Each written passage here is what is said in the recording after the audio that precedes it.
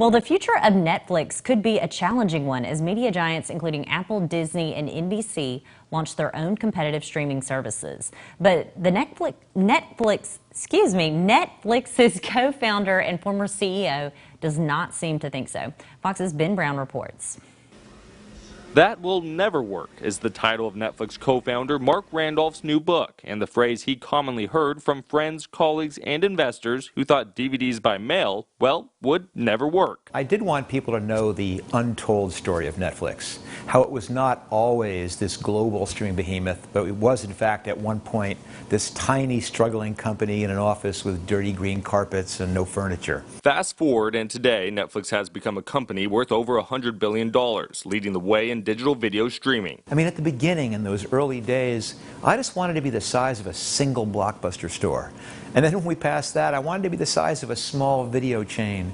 I never imagined we'd have 150 million subscribers. I never imagined we'd be making our own television shows and producing our own movies. Netflix now faces an unpredictable future as a handful of other big companies, including Disney, Apple, and NBC, debut their own platforms. I think the biggest threats to Netflix are going to be those companies that have very deep catalogs and at the same time are going to be producing quality content that consumers want. These media giants also have multiple sources of revenue they can rely on. Netflix has something to be concerned about because they have one source of revenue, generally subscriptions. But Randolph welcomes the competition and views the slim focus on media and streaming as a positive for Netflix. It's nice because it gives them some discipline in terms of saying how are we going to compete and maintain our edge, maintain our prevalence in this streaming world. And it's got a big secret weapon, which is focus.